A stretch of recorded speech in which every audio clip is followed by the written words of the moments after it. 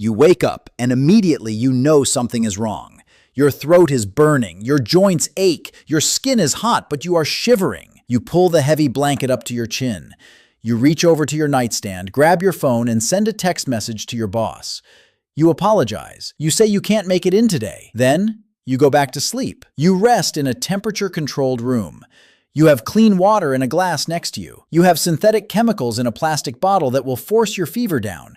You are completely isolated, but you are perfectly safe. Now, I want you to strip all of that away. Imagine you are living 50,000 years ago. There is no central heating. There is no tap water. There are no hospitals, no pharmacies, and no sick days. You are tracking a herd across a freezing, rocky landscape. You slip. You hear a loud, sharp crack. You look down and your leg is broken. Or you catch a severe respiratory infection and your lungs fill with fluid. You cannot walk. You cannot hunt. You cannot gather berries or carry firewood. In the wild, the math of survival is brutal and unforgiving. If an animal cannot contribute, it becomes a liability. A broken leg for a horse, a deer, or a wolf is a death sentence. The herd does not stop. The pack moves on. The weak are left behind to freeze or to be torn apart by prowling predators. For a long time, modern scientists assumed our ancestors lived by this exact same violent rule. In the 1800s, philosophers described early human life as nasty, brutish, and short. We assumed that early humans were ruthless, that if you got sick, you were abandoned, that survival of the fittest meant survival of the most selfish. But the archaeological record tells a completely different story. A story that challenges everything we think we know about human nature. In 1957, deep inside the Shanidar cave in the mountains of modern-day Iraq, scientists dug up the skeleton of a Neanderthal man. They called him Shanidar 1. When anthropologists brought his bones into the light and examined them, they were horrified. This man had sustained a massive, crushing blow to the left side of his head, fracturing his eye socket. He was almost certainly blind in that eye. The bone in his inner ear was severely deformed. He was profoundly deaf, but it gets worse. His right arm had suffered massive trauma and was amputated above the elbow. His right leg was fractured in multiple places and had healed at a bizarre, unnatural angle. He walked with a severe, painful limp. Think about what this means. In a harsh, Ice Age environment full of predators, a blind, deaf, one-armed, crippled man is completely useless. He can't track an animal. He can't fight a bear. He can't even carry water back to the cave. Under the rules of natural selection, Shanidar 1 should have died alone in the dirt, but he didn't. He lived to be somewhere between 40 and 50 years old. For a Neanderthal, that is a remarkably old man. His bones tell a story of immense, unimaginable physical suffering, but they also tell a story of profound grace. His injuries show extensive, long-term signs of healing. His missing arm wasn't torn off by a beast. It was carefully, surgically amputated by his tribe to prevent a fatal infection. When researchers looked at his teeth, they found they were worn down to the roots because someone in his tribe was likely chewing his food for him, pre-digesting tough meat so he could swallow it without choking. For decades, his tribe carried him. They protected him. They fed him calories they desperately needed for themselves.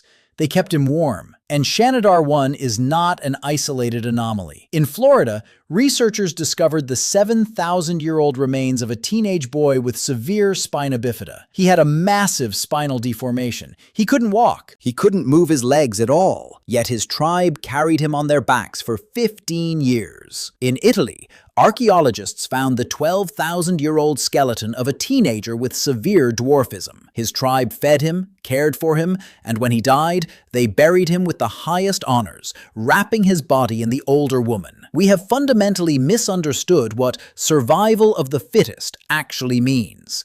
We hijacked that phrase to justify modern greed. We use it to justify a corporate ladder where the weak are cut loose. But in human biology, fitness does not mean physical dominance. It means cooperation. Early humans didn't just tolerate the sick. They actively treated them. We used to think medicine was a modern invention, a product of the 19th century. But recently, researchers tested the fossilized dental plaque of an ancient Neanderthal who suffered from a painful dental abscess. What they found inside his mouth was staggering. They found traces of penicillium mold, the natural source of penicillin. Antibiotics. They found traces of poplar bark, which contains salicylic acid, the active, pain-killing ingredient in aspirin. They weren't just sitting around watching each other suffer. They were studying plants. They were setting broken bones. They were brewing medicinal teas. They were running hospitals in caves. But why? Why waste the energy? Hunting was incredibly dangerous. Calories were scarce. Why risk the survival of the group for someone who can no longer hunt? Because ancient humans understood something that we have completely forgotten today. Human value is not tied to economic output. A crippled elder who can no longer throw a spear still has a mind.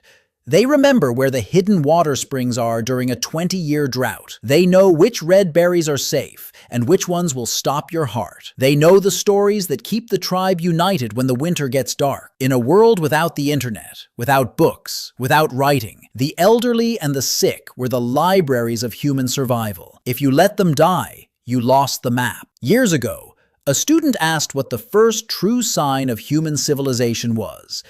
The student expected the answer to be a fish hook, or a clay pot, or a sharpened stone tool. But the answer was something completely different. The first sign of civilization was a healed femur. The femur is the longest bone in the body, the one in your thigh. If you break your femur in the animal kingdom, you are dead. You cannot run from danger. You cannot get to the river to drink. You cannot hunt. You are meat for prowling beasts. No animal survives a broken femur long enough for the bone to heal. A healed femur is physical proof that someone took time to stay with the one who fell. Someone bound up the wound. Someone carried them to a safe place. Someone brought them food and water and guarded them for months until they could walk again. Today, when we get sick, we feel guilty. We feel like a burden. We feel useless if we aren't producing something, if we aren't making money, if we aren't checking emails from our beds. We have built a society that measures your worth entirely by what you can do for the machine. But your DNA remembers a different world. The next time you are lying in bed with a fever, and someone you love walks into the room and brings you a glass of water or a bowl of soup, pay attention to how that feels. That isn't just a favor. That is the exact mechanism that conquered the planet. We didn't survive the Ice Age because we had the sharpest spears. We didn't survive because we were the most ruthless. We survived because we were the only species on Earth that refused to leave the sick behind.